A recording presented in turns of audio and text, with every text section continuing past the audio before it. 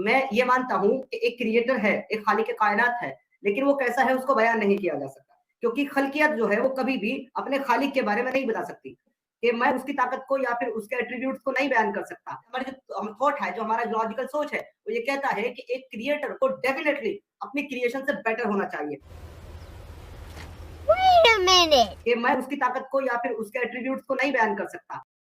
اگر ہم یہ سوچتے ہیں کہ کسی کو قتل کرنا وہ انسانیت کے خلاف ہے، ڈیفینیٹلی ہمارا کریٹر جو ہے قتل کرنے والوں کو سپورٹ نہیں کرے گا اور نہ قتل کرنے کی ترغیب دے گا.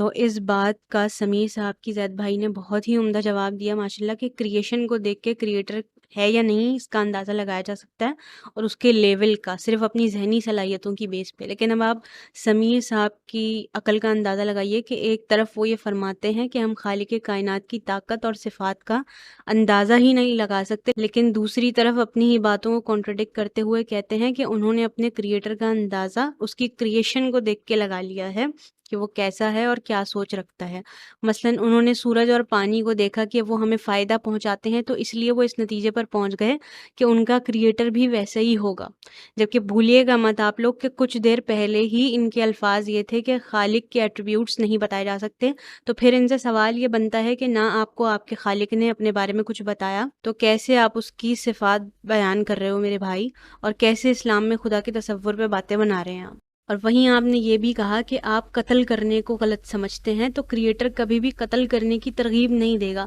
تو اگر آپ کی لاجک کے مطابق چلا جائے اور خدا اپنی عقل کے مطابق بنائے جائیں، تو قتل کرنا تو آپ کے نزدیک یا پھر ہمارے نزدیک غلط ہے، لیکن اس دنیا میں کتنے لوگ اس طرح کے ہیں جن کو چوری کرنا، ریپ کرنا، قتل کرنا، زنا کرنا اور دوسروں کو نقصان پہنچانے میں مزہ آتا ہے اور اس کو وہ اچھا سمجھتے ہیں.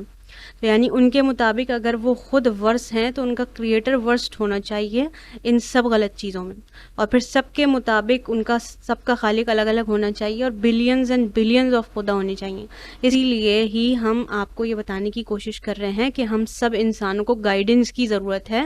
ان کے خالق کی طرف سے، اور اللہ سبحانہ تعالیٰ نے اپنی صفات ہم انسانوں تک پہنچائی ہیں خود قرآن مجید کے ذریعے. لیکن ابھی تو آپ غلط کاموں پہ بیٹھ کے بھاشن دے رہے ہیں اور آپ کو وہ برے لگتے ہیں، لیکن آپ لوگوں کا مسئلہ یہ ہے کہ جب بھی ہم یہ کہتے ہیں کہ جو لوگ غلط کام کرتے ہیں اس دنیا میں، تو اللہ تعالیٰ نے ان کے لیے حساب کا دن رکھا ہوا ہے اور سزا کا نظام بھی رکھا ہوا ہے. لیکن معذرت کے ساتھ جو آپ جیسے خر دماغ لوگ ہیں وہ پھر اسلام میں سزا اور جزا کے نظام پہ لمبی لمبی اسٹریمز کرنا شروع کر دیتے ہیں. یعنی آپ جیسے لوگ ہیں جو کرپشن کو اس دنیا میں ختم کرنا نہیں چاہتے.